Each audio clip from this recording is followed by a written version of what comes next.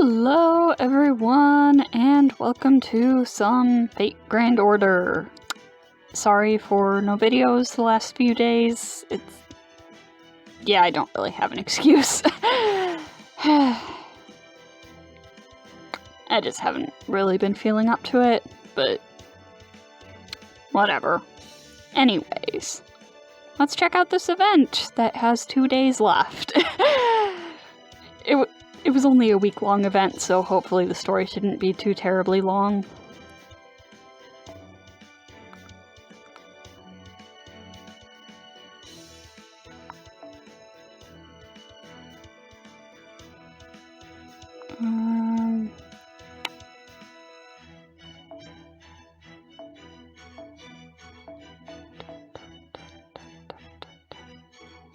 I won't use these two here because they're already at max bond, so just not really any point in it.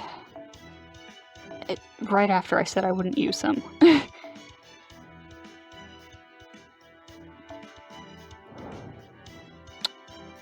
And some craft wait, I'm doing this in the wrong party.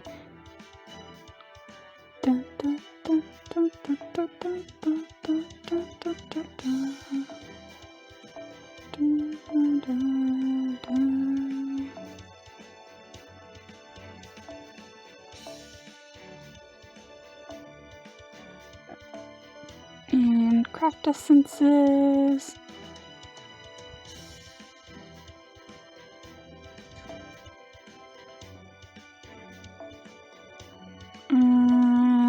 Which one should I give you?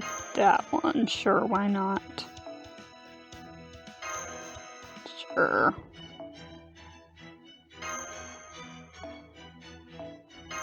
Okay.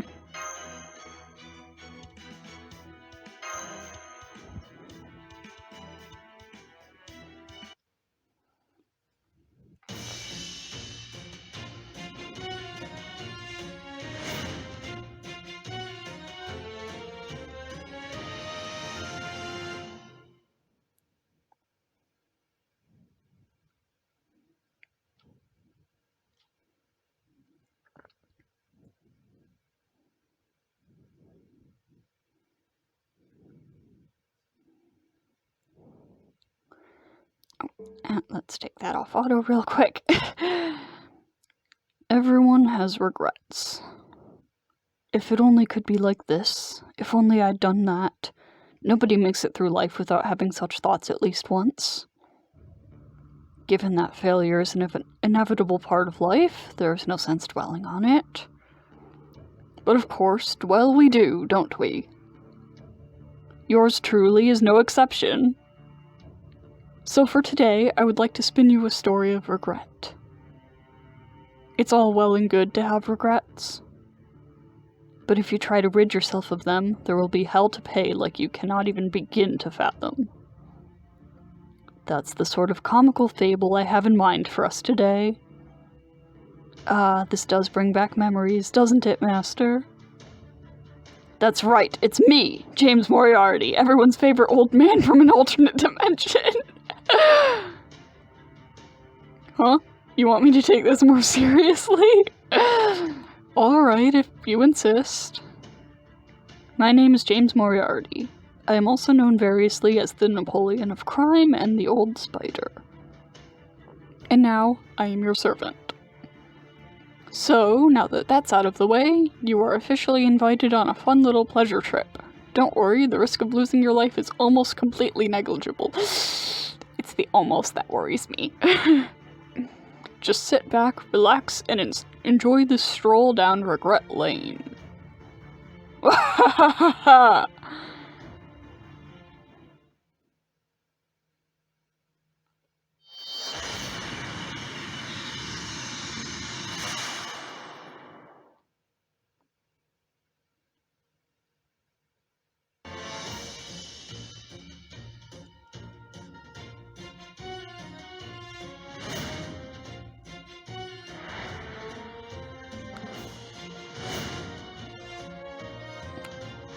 See Zeke, my boy!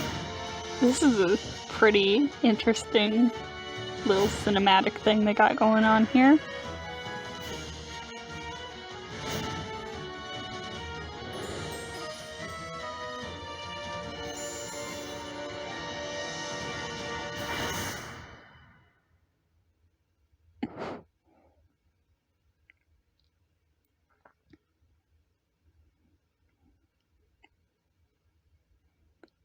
Did I just get forcefully race-shifted again? I know where I am. Quinn, take him.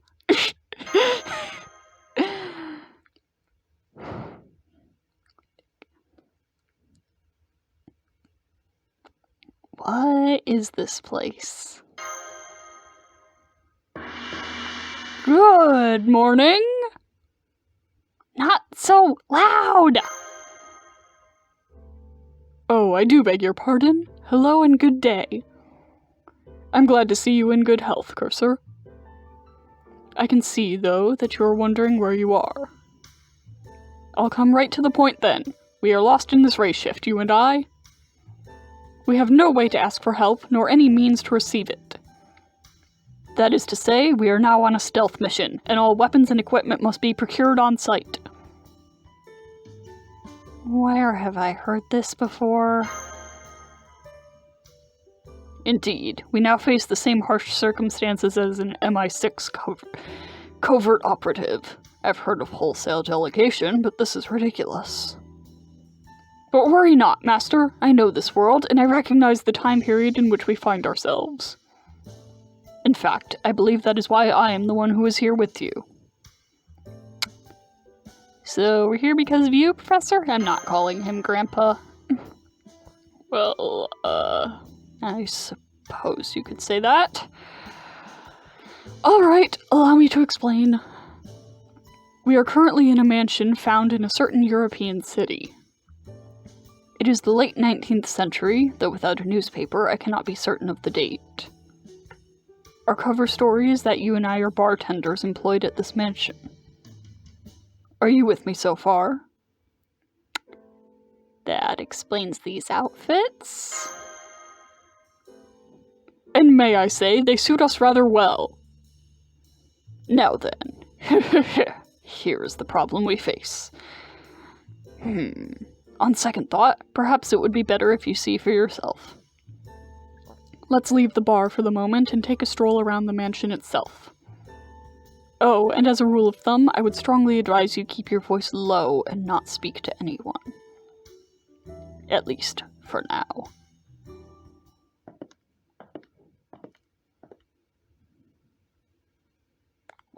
Whoa, this place is fancy.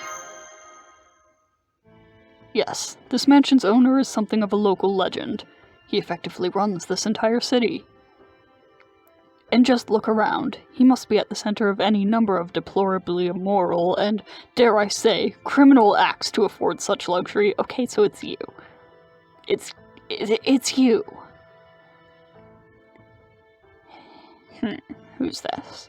Hey now, Mr. Moriarty. I can't speak for my ancestors, but I certainly have no recollection of being involved in anything of the sort.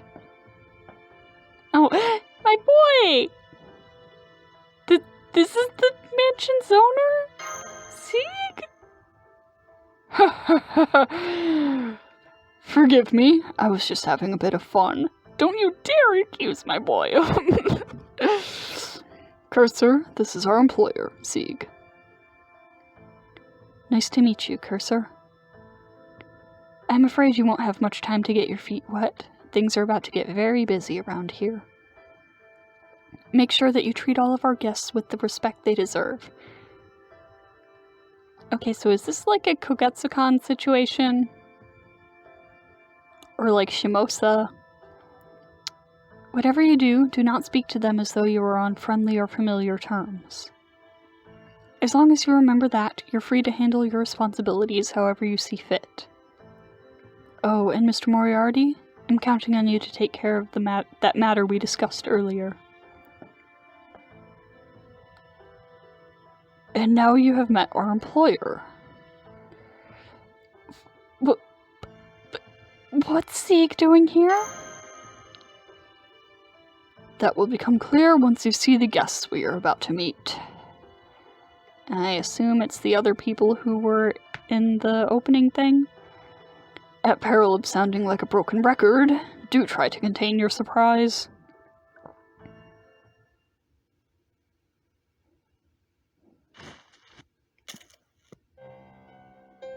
Well, well.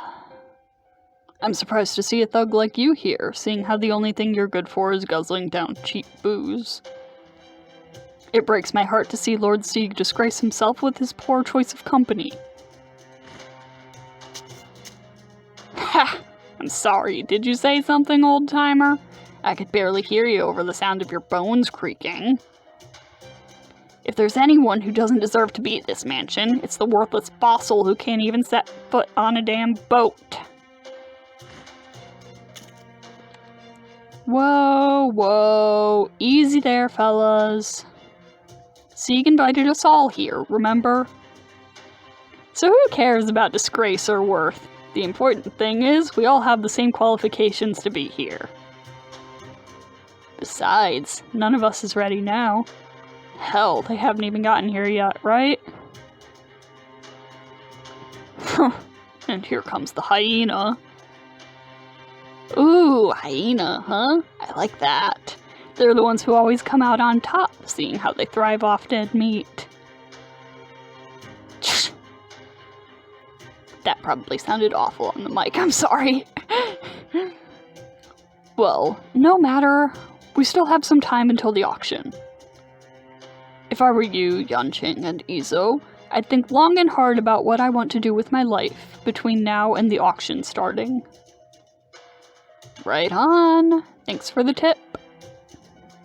Funny, I was about to tell you the same thing. But then again, I guess there isn't much point in you thinking about what you want to do with your life. At your age, all you've got left to do is pick out a burial plot.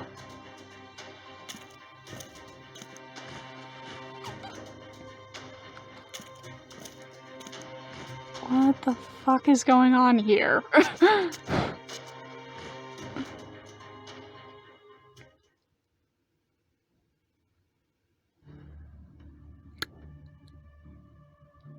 So, Dearmood, Yanqing, and Izo are all here too. Yes, but keep in mind that they are not at all the people you know. Perhaps you remember what happened during a similar incident not so long ago? A mystery of sorts at the Kogetsukan, yes?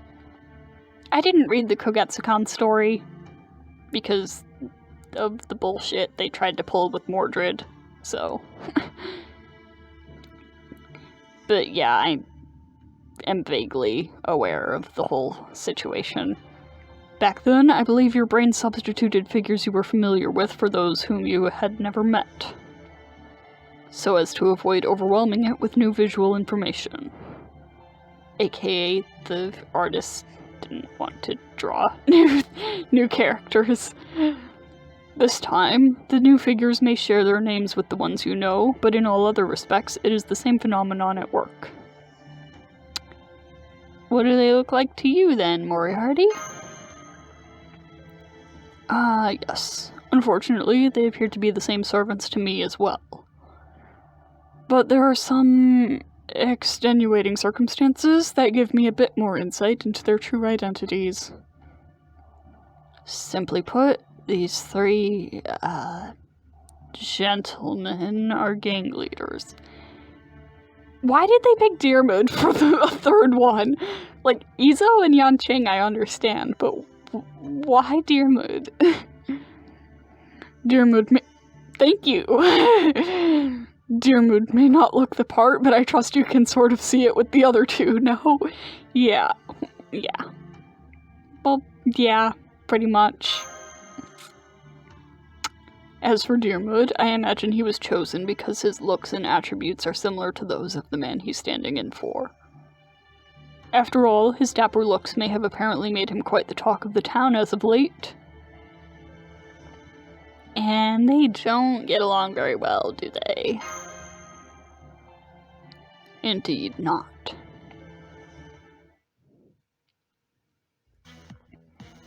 Deermood's group has been based in this area for many years now, a gang with a long tradition. They have their hands in every single one of this city's dark dealings and secrets, but they're also considered a pillar of the community. Then, about 20 years ago, Yanqing's gang came along and put paid to that peaceful state of affairs. As soon as they came into the city, they were very aggressive about taking on whatever dirty work they could find, including the type of jobs that Deermood's gang had long refused even to touch. Naturally, this led to turf war after turf war, with both sides gunning for each other around the city. That state of affairs continued for several years until about 3 years ago, when both sides decided to put an end to these killings and came to terms. That was when Izo's gang of longshore workers came along and complicated things further. Now, all 3 of these gangs are in a stalemate, ever at odds with one another. Oh, you seem puzzled by something. Well, I suppose I can't blame you. How come the weakest gang didn't get wiped out? Indeed, eliminating the weakest opposition is a classic for a reason. But in this case, each of the 3 gangs has something unique keeping them safe, even as it holds them back. Deermood's group has numbers on their side, and they're also the ones most entrenched in the city. But in this case, that strength is also a weakness. As long as he remains here, Deermood needs to keep up his image of a chivalrous man about town. That makes his group old and staid, unable to make the bold moves necessary to remove the others. Whereas Yanqing's group is the newcomer that arrived in the city long after the status quo had been established. The people of the city are highly unlikely to ever trust them, but in turn, that gives them the freedom to do whatever they want. As the city was never theirs, they feel no obligation to restrain themselves on its behalf. And finally, we have Izo's gang. They have the fewest numbers, but they also control the docks. And since the city's industry depends on those docks, the other gangs can't do much to hurt them. Do you follow me so far? Yeah, it's pretty simple. I get it. Good, because it only gets more complicated from here. Now then, I think we had best adjourn the lecture now in favor of doing our job for a bit. What is our job exactly? I mean, I know you said bartenders, but... On another note, we've got wyverns! What the fuck? Where'd that come from? That was the second most popular line in the things I've always wanted to say portion of the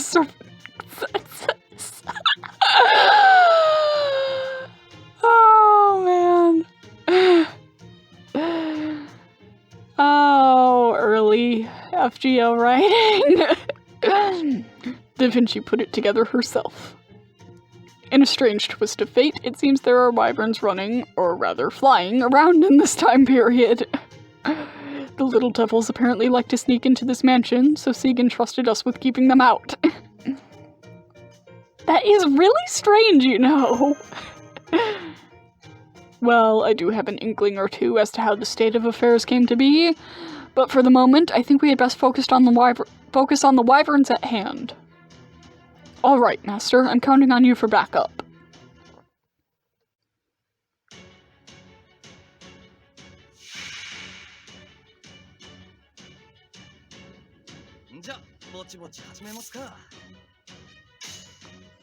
Okay. Oh, there's just the 3 of them. These aren't wyverns.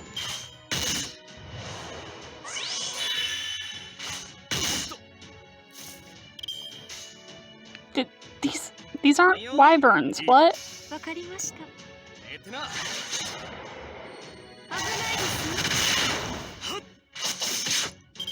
Okay. Weird, but...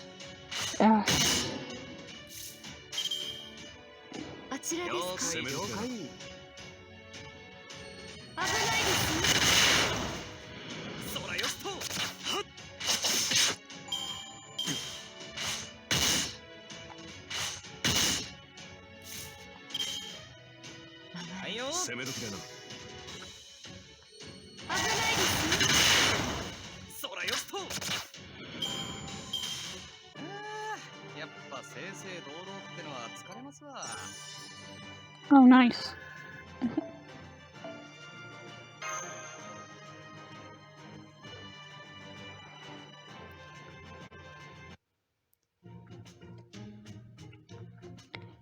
Yet those weren't...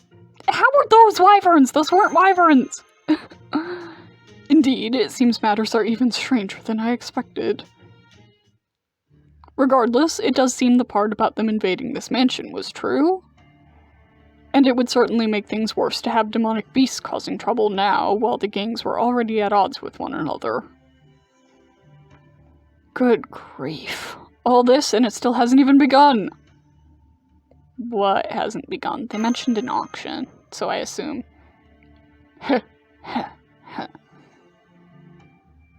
The answer to that? We'll have to wait. Why, you ask? Hold on, let me just put on my disguise here.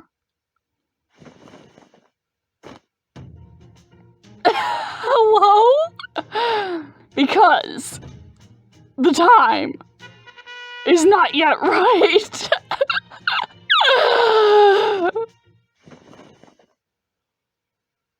End of story. Was the disguise really necessary? I'd say it was well worth it just to see you roll your eyes like that, Master. We're just making fun of Sherlock, and he's not here to defend himself. Incidentally, that line took 3rd place in the aforementioned servant's census. So, on the other hand, we've got wyverns was 2nd. The time is not yet right was 3rd. What was 1st? Which, once again, was put together by Da Vinci herself. Boy, that really grinds my gears.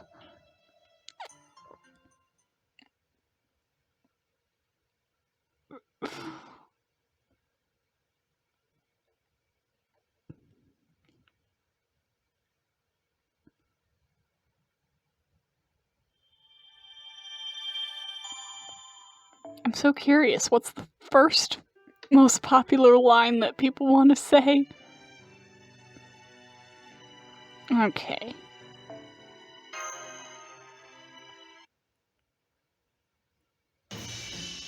I don't know how long this event story actually is. I want to try to get through it in as few videos as possible, though, because I know that, Oku is coming up. So, you know. Oi, give me more booze. Me too. Come on, hurry it up. Coming! Shh. I see you lot are just as disgraceful as ever. Oi, what'd you just say? Keep your goddamn mouth shut if you know what's good for you, Gramps. All right, gentlemen, that is quite enough of that. Let me remind you that it is my employer you would be inconveniencing if you fought here, and that it would certainly not be to any of your advantages. At least in my humble opinion.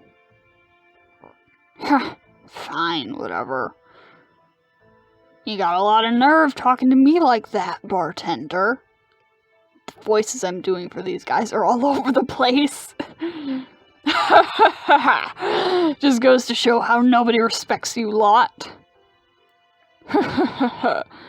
It's wonderful to see you all enjoying yourselves. But I must warn you, even I cannot guarantee a happy result should you engage in fisticuffs here.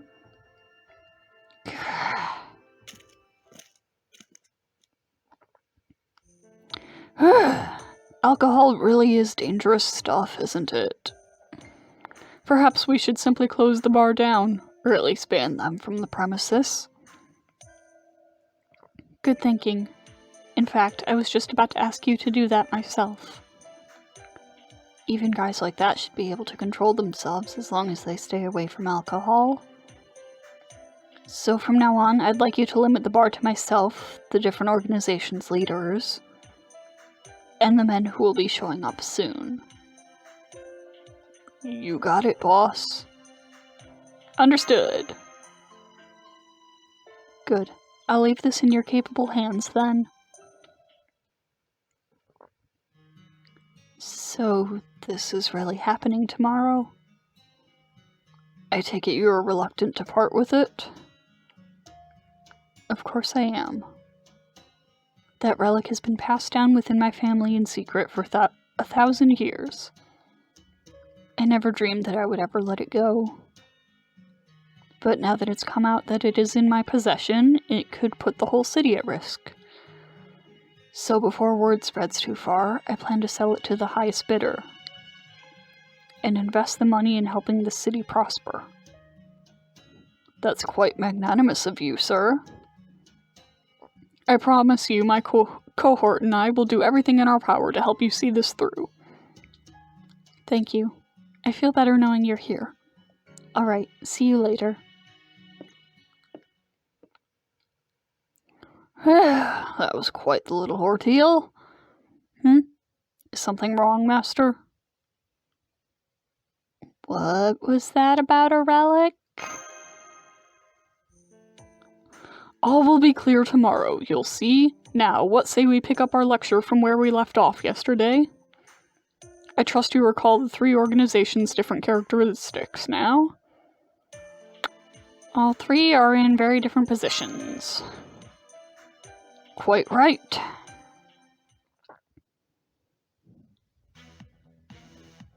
Now then, let's assume each group pursues the best course of action for them to seize control of this city. Group A, Dearmood, would ideally like to team up with Izo to take out Yanqing. Once that's done, he could take his time folding Izo's small organization into his own. But that would not be to Izo's interests.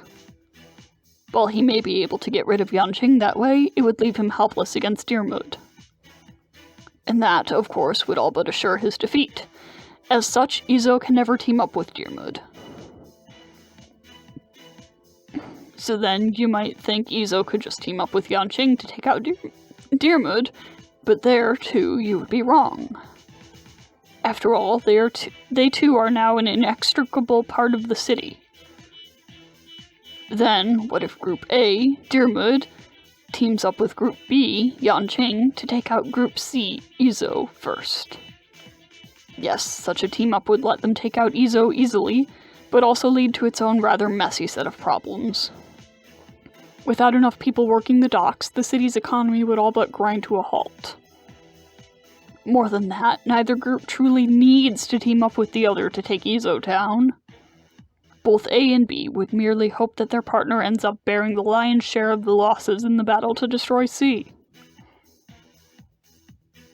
In summary, there is no viable path forward for any group. Forming an alliance, going on the attack, neither of these are feasible options. It is quite the stalemate. And now, something new is being added to the mix. I trust I don't need to explain what a Holy Grail War is to you, do I, Master? Oh, for fuck's sake.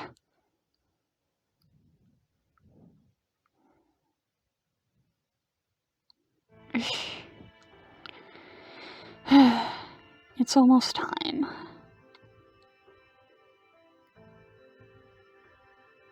Tomorrow, there's going to be a battle for control of this case. That's just the way it is. This is to help build a better future. I have to accept that there are going to be sacrifices. It won't be easy, but at this point I see no alternative. We just aren't strong enough to keep this relic safe on our own anymore.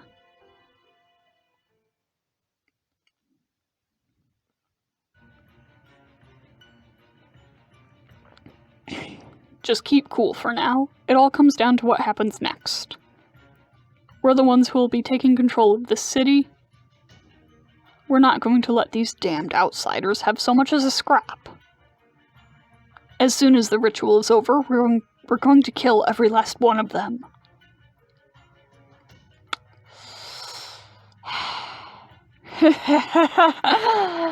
Oh, I love when he makes these faces.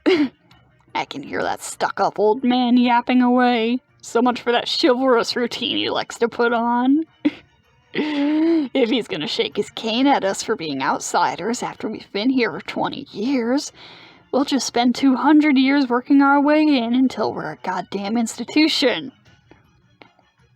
This city wants us to take it over. It's practically begging for us to liven the place up. It all comes down to tomorrow. If the others think they can mess with us, they've got another thing coming.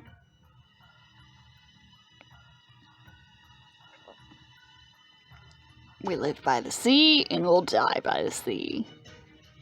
Long as we've got this town by its lifeline, it doesn't matter how few of us there are. We're the strongest of them all. And once this battle is over, we'll be the biggest, too. If the losers refuse to get down on their knees and beg for mercy, we'll just kill every last one of them!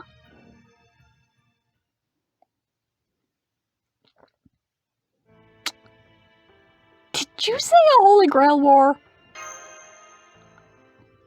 Yes, but this will be something of a miniature version, a kind known as a subspecies Holy Grail war. How many kinds of Holy Grail war does that make now? We've got Holy Grail wars, Great Holy Grail wars. I guess the true and false Holy Grail wars aren't really a separate type, it's just two Grail wars happening at once. We've got whatever the Grand Order is. And now we've got this. 3 mages are scheduled to arrive here tomorrow. They will begin by making bids for the relic in question. It holds considerable power, you see. So of course, the mages taking part in this Holy Grail war all wish to secure it for themselves.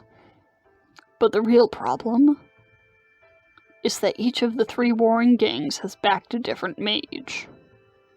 In other words, whoever wins this subspecies Holy Grail war will also win control of the city. Yikes.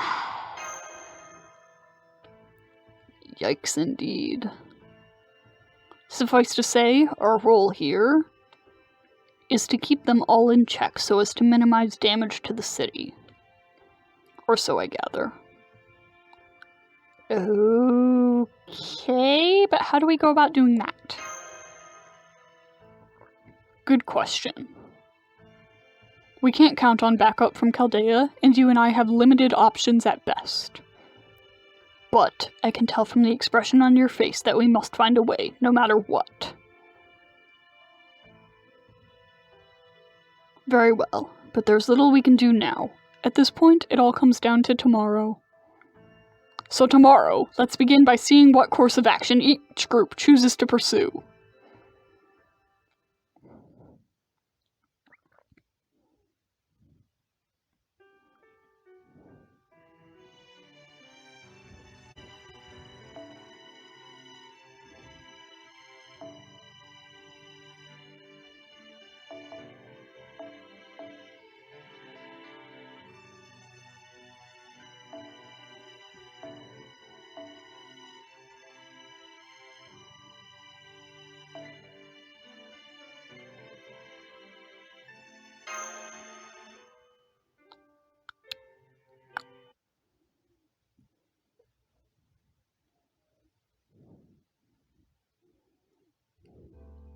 Morning!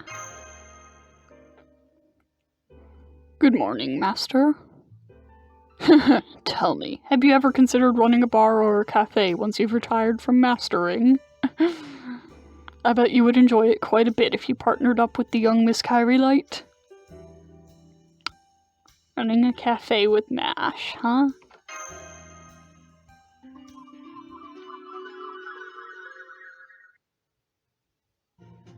Welcome to Cafe Chaldea. I'm Mashkari Light, your server for today. Please sit back and relax. Why is the background the restaurant from Luluhawa? Oh, right. I almost forgot. Welcome back, Senpai. Aww. I like that. Gudamash is really cute. I like them. Alright, I think that's enough daydreaming. It would seem the mages have arrived. I'm surprised to see all three of them here so early. Perhaps they just couldn't wait any longer. Me and Mash. Are you still wool gathering? Come on, snap out of it!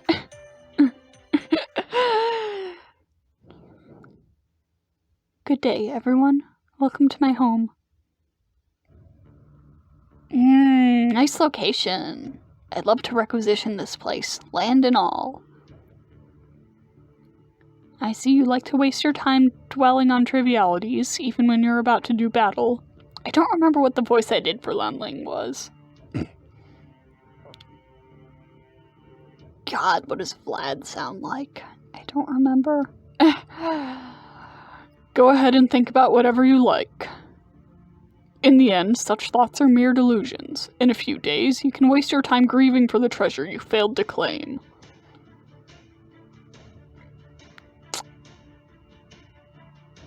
And here I thought we would be seeing casters show up to represent these mages.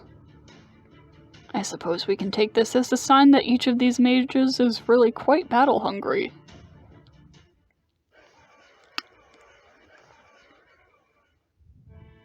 Allow me to welcome you all once again. I am honored to have you here in my home. But then, I guess there's no need to stand on ceremony, is there? You're all here for something I own. I'm aware of that. You also know that multiple sources are 90% sure that it's the genuine article. I expect, then, that you are all here to verify that last 10% in person? Yeah, pretty much. None of us would be amused if we came all this way only to have it turn out to be a counterfeit. Agreed. I don't wish to sound demanding, but I would indeed like to see it for myself. Naturally, I wouldn't dream of trying to kill the others at this time.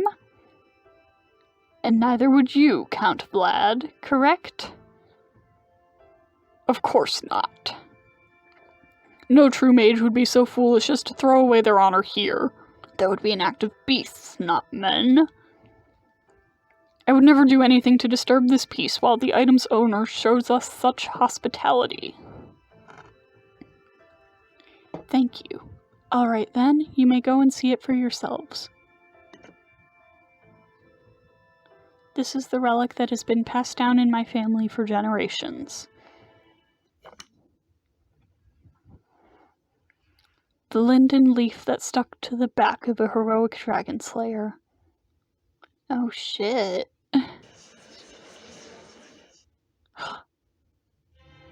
It's real! This is definitely the genuine article. I may not have been a mage for very long, but I can still recognize the real thing when I see it. Indeed, I can tell it is indeed what our host claims with merely a single look at its magnificence. Now I have no doubt that with this in hand, I would win this subspecies Holy Grail war. I see. So, this relic can serve as a catalyst with which to summon a powerful servant.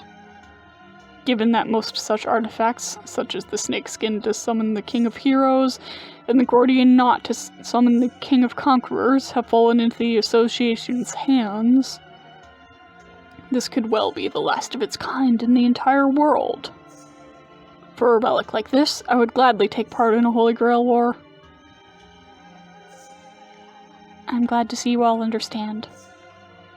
I must ask you all to pay richly for a chance to own this relic. But I think you will agree that it is well worth it. As I'm sure you all know, this leaf is a powerful catalyst that can be used to summon the great hero Siegfried. Using this catalyst, your chances of summoning anyone else are negligible. It cannot be divided among you, however, as its effectiveness as a catalyst would be greatly compromised by the damage such division would cause. So only one of you may claim this relic. But no one need be hurt to do so. That is certainly not what I want. That is why I will be holding the auction. I have faith that you're all able and willing to pay what this relic is worth. Very nice. Do you understand, Master? All any of them care about is getting a jump on the others. Naturally, they're not afraid to get their hands dirty if it means gaining an edge. Depending on how things go, there may not even be an auction at all. What should we do? An excellent question. None of these mages, nor the gangs backing them, can afford to let anyone else have this relic. Only one of us, huh? I'd love to resolve this peacefully if we could. As would I, but that is easier said than done. Isn't that right, Count Vlad? Izo? What? I need your entire fortune. That relic there is worth every penny of it. Are you nuts? You want my entire fortune? Just to buy a damn leaf? Silence. I don't mind letting you pretend to run the show in public. But if I fail to acquire that leaf, you will spend the rest of your life paying me back. Ugh.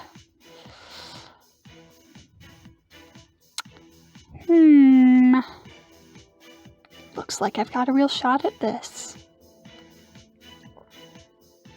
So in the end, it all comes down to money. Well, these are small timers. They'll have to scrounge up every penny they can just to have a chance.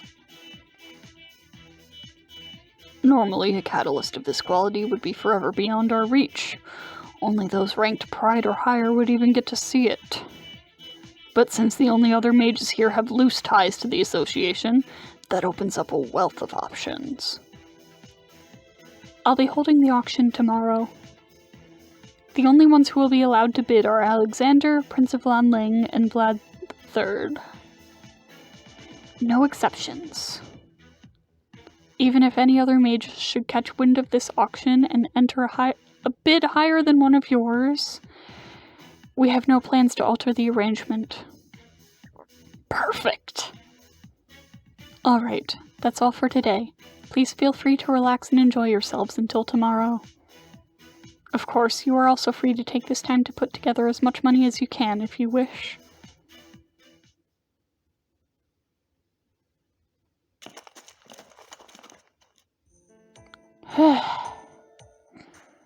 Mr. Moriarty and Cursor, was it?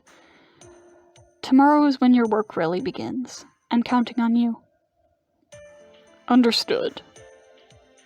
Great. Okay, see you later. Well, we certainly have our work cut out for us, but for now, why don't we focus on the task at hand?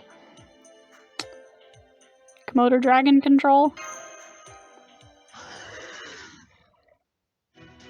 It's supposed to be wyvern control, but never mind that now.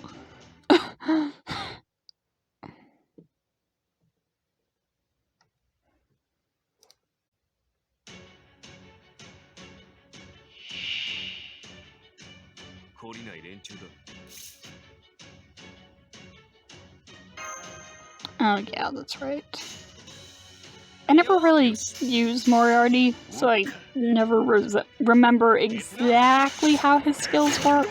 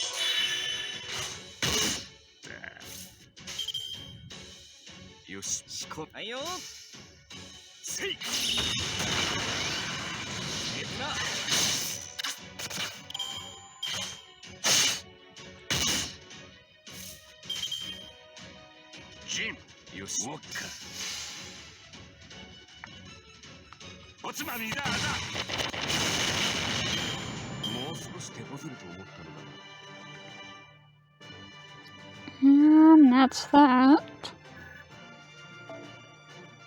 Oh, I still have the far side of the moon mystic coat on. I was using that while I was grinding the Seraph rerun.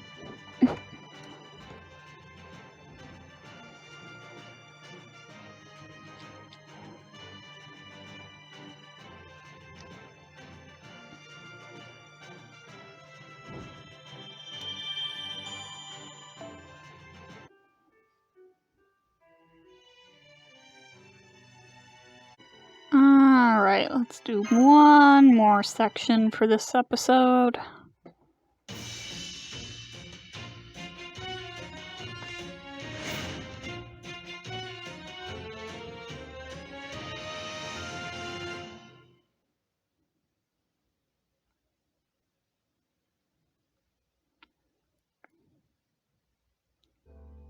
They say good wine makes good blood, but it can also be just as good at making bad blood. How many times have we heard of someone committing an egregious breach of etiquette while under the influence?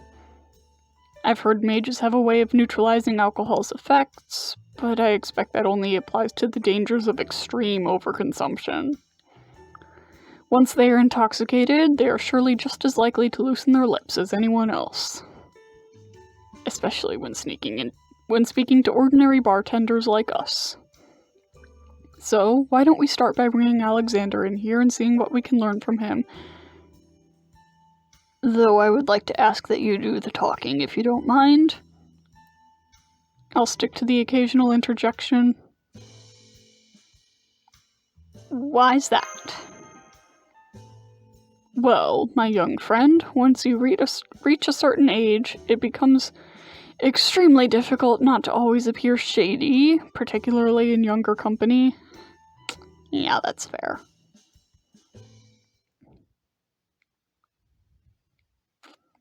Alcohol?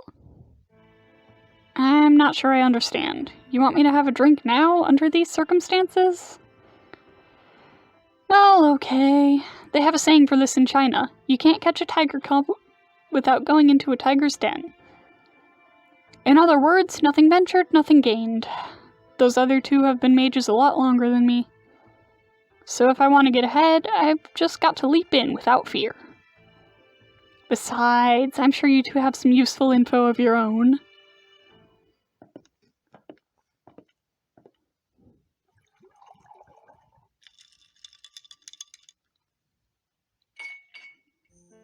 Here you go. No sign of magical energy, let alone poison. But I guess that's to be expected. So, what do you call this? That is a dry martini, the king of cocktails. Seeing how you have an air of royalty about you, I thought it would be fitting. Huh, never heard of it. That's because it is yet to be invented. Hey, that's pretty good. It's okay for you to drink, right? Yeah, he's like 16. You're saying I look underage? Yeah, because the Alexander I know is. Don't worry, I'm not. I'm just doing what I can to keep the ravages of time at bay. Though, of course, I don't expect any other mages would take it easy on me just because I look like a kid. Do you think you got a good shot at the auction? That's what I came here to find out. Can I get another of these? Use the information I gave you earlier, Master.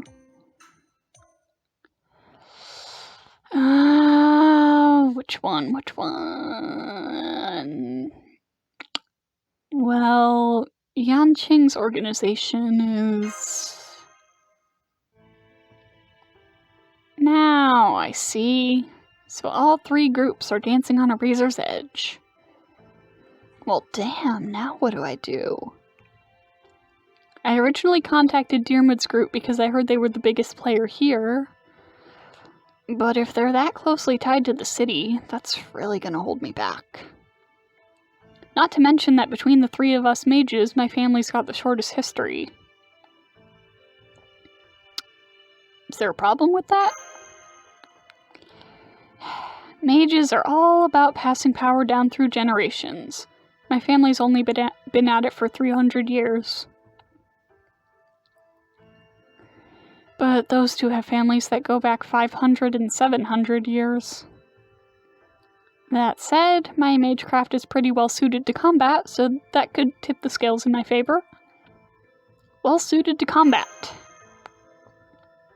Yep, you know about centaurs, right? The legendary half-human, half-horse creatures? Sure do. I know like 3 of them. I'm sure they were incredibly fast, but that's not the only reason they were so strong. No, they were strong because they focused all their attention on pinpoint precision with their arrows, even while running at those incredible speeds. Concentration is key, not just in magecraft, but in everything. If people could concentrate like a centaur, it would improve their abilities tenfold across the board. Even if you don't have a lot of magical energy to work with, if you focus, you could squeeze every last drop you have right into your magical circuits. You mean like an energy-efficient battery? Battery? Ah, yes. Think of it as a kind of energy engine. So, you use your body so efficiently that you're able to boost not just combat abilities, but all abilities. Quite the superhuman training regimen. Anyway, you're going to pump the other mages for information too, right? I sure would appreciate it if you let me in on what you learned, too.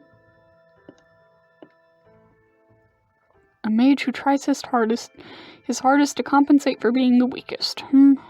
That's an admirable attitude with which to go into battle. But it would seem to make him something of a poor ally for Dearwood. How so? Left to his own devices, Alexander would surely do whatever it takes to win. But Dearwood is more concerned with playing by the rules and winning fairly and honorably. It may not be an issue in the beginning, but by the end, the disparity in their methods could very well spell their doom. Ah, yes, we've seen that dynamic play out before in Fate Extra. Now then, why don't we see what the Prince of Lanling has to say?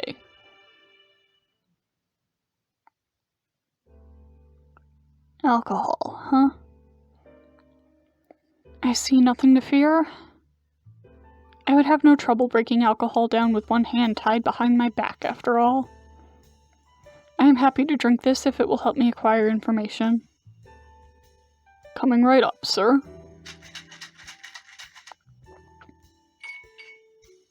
Here's your cocktail. This is called a silver bullet. Silver bullet?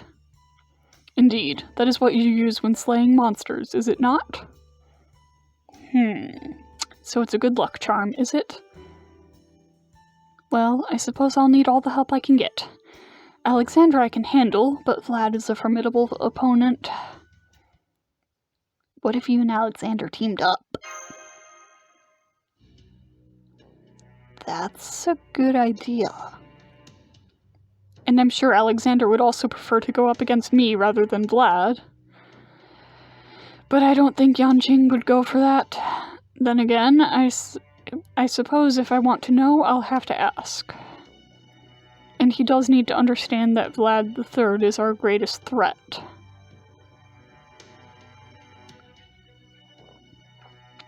Okay, so here's a thing.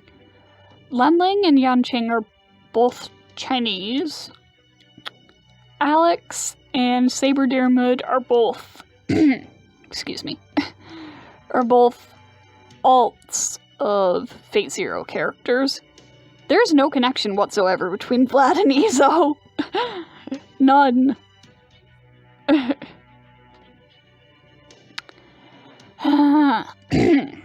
What's Count Vlad like as a mage? Well, the rumor is that he uses blood as a catalyst for his magecraft. Whether that's true or not, I do know that both his magical crest and his magical circuits are stellar. His magecraft may not be focused on combat, but I doubt he will have any trouble keeping up. As for Alexander... oh, imitating the centaurs, huh? If that's true, it would seem to have very narrow applications, but I suppose it would also be rather difficult to predict. Thank you for the drink. It was delicious. I think I will go see if Alexander would be amenable to working together. What is my magecraft like? How silly to think that I would tell you that. The very basis of magecraft is secrecy. That is as true today as it was in ancient times. That said, it would not be difficult to figure out if you examined my magical lineage. I hope tomorrow's auction goes smoothly, for all our sakes. Alright, that just leaves Count Vlad, though who knows if he'll actually come. I have come. You have? How in the world did you convince him? It's simple, bartender. Your pupil there was unfailingly polite when he expressed his wish to entertain me. It was clear that he meant every word, and I intuited no signs of malice whatsoever. And so it is only proper that I accept his invitation, lest it reflect poorly on me as a mage. Now, come and celebrate my victory, bartender. Very well. May I suggest a Bloody Mary? You may. I know nothing of alcohol and its intricacies in any case.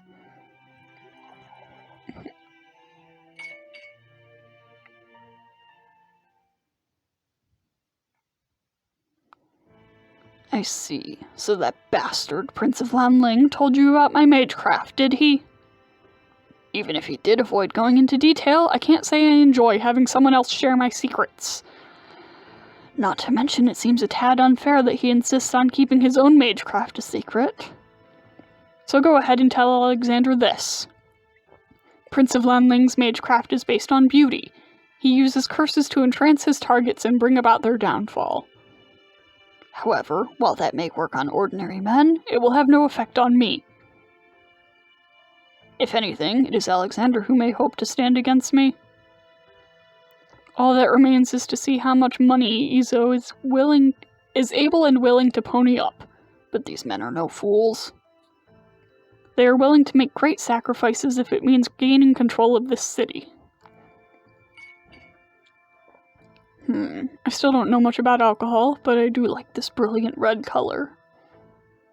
Once I've obtained the catalyst for myself, I think I'll celebrate with another of these Bloody Marys.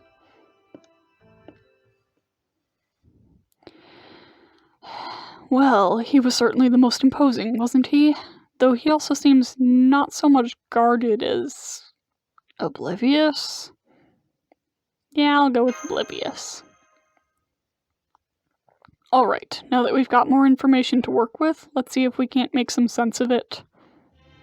First of all, while these mages share a name, body, and personality with the servants they appear to be, they are not actually those servants. I trust you already understand that? Yep. The Vlad III we spoke to may sound like the same one we know, but in reality, he may speak completely differently, even boorishly. For that matter, Prince of Lanling may not even be from China. But we perceive them as the servants we know, and thus hear their words in a way matching that perception. The same thing happens whenever we speak to them. Before our words can reach their brains, they are processed to fall in line with their perceptions. That is why we can address an ordinary mage as Vlad III without causing any problems.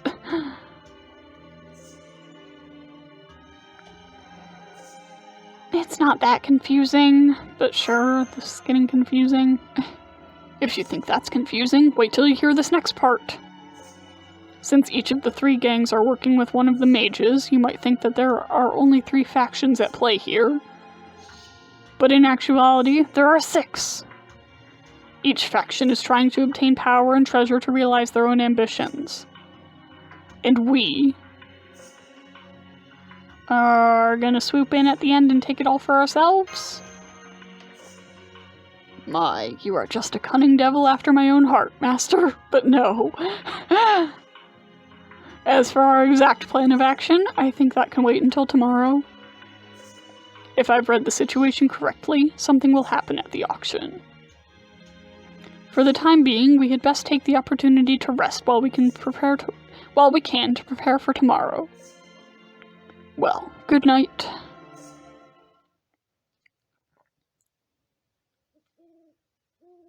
Still more?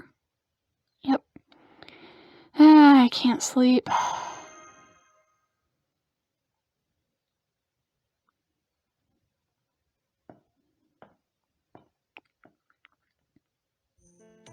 Oh, up already? It's not even daybreak yet. I just couldn't seem to fall asleep.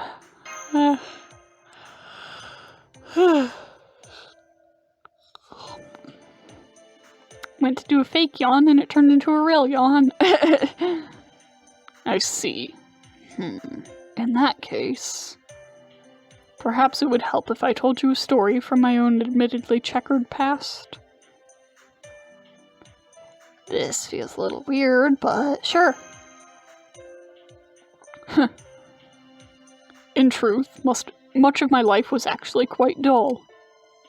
What's that? Is it because I'm a fictional character? I'm not so sure. Am I a fictional character? Or did James Moriarty truly exist at some point? Did the events that make up my past truly happen? At this point, that is really not so important as a distinction as you might think. All that really matters is that I'm here now.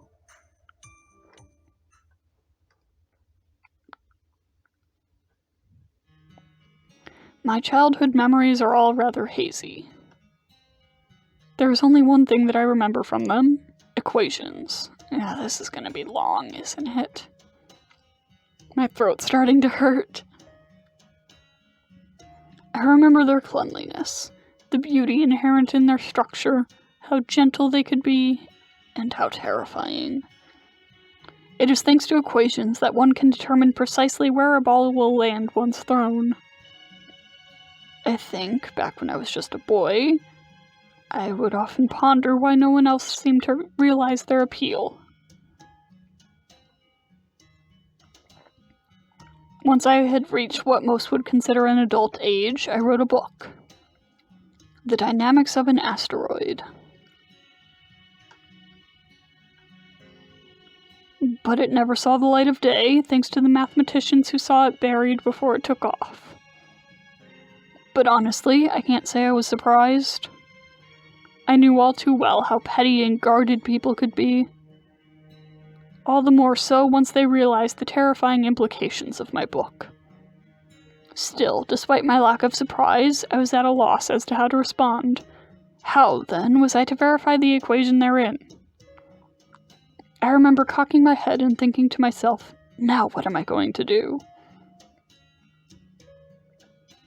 I didn't want to go my whole life without ever knowing if that equation was correct or not. This may make me sound like a petulant child, but I simply did not like that idea, not one bit. I was sure I could prove my equation was correct. I had to prove it was correct. So I decided to turn to evil.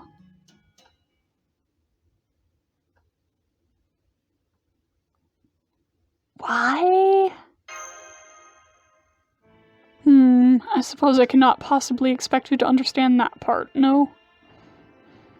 I wanted to prove beyond all doubt how beautiful and terrifying my equation was. So I swore I would do whatever I must to make that happen and eliminate anyone who stood in my way. From there, I devoted myself solely to calculating one thing: How could I go about proving this equation to the world at large? And the conclusion I reached was that I must turn to evil. As an evil man, I would use this equation to wreak destruction upon the world. My next step was to form an organization. I mixed intricate schemes into evil that typically tended towards straightforward simplicity. Blech. I provided wisdom and intelligence to evil that typically resorted to brute strength and violence. I piled up evil deeds upon evil deeds until one day, that accursed detective brought me to justice. What did you expect? A fair point! From my perspective, I thought I was just advising everyone to take notice of me. But once they started calling me genius, scum, morally bankrupt, monster, and the Napoleon of crime, well, I suppose I let all of that go to my head. But regardless, Cursor, even with all that said, I don't regret my decision to turn to a life of evil. There's two reasons for that. I enjoyed myself immensely. Yes, I admit it, I truly am morally bankrupt. But in spite of that, or perhaps because of it, I can say without a doubt that few have enjoyed their lives so thoroughly as I enjoyed mine. It was grand fun to see people playing into my hands, and even more fun to see them falling into my traps. Watching them stumble off a cliff, or trip on a pebble, or have a vase come crashing down on them, were some of the greatest moments of hilarity I ever witnessed. Talk about chaotic evil. Indeed. Of course, it isn't as though I was riding high for the rest of my life. I met my end tumbling down the Reichenbach Falls. It was a miserable end, but properly befitting a criminal like myself, and to make matters worse, the man I tried to drag down with me ended up surviving. I remember how ashy gray the sky was that day, at a time that was neither morning nor evening, how the icy cold waters seemed to scream like machine gun fire. It's quite strange, really. Why in the world did I challenge him to a fistfight? If I am merely fictional, then I'm sure I did so purely to satisfy the demands of the plot. But if I did actually exist, then I think I understand. I must have wanted to show him what a villain like me is truly made of. Alright, back to bed with you. Surely you must be bored enough now to drift right off. But wait, what's the other reason? Oh, come now, do I really have to spell it out? Because if it wasn't for my life of crime, I would never have gotten to meet you. Now, don't be bashful. Even aged gentlemen like me are, at times, prone to sentiment. Alright, that's quite enough. Off to bed with you. Good night.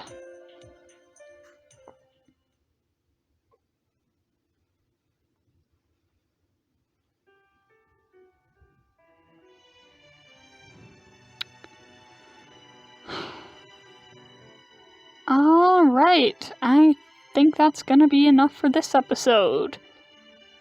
This is probably over an hour long at this point, and my throat hurts. So, I'll see you all next time.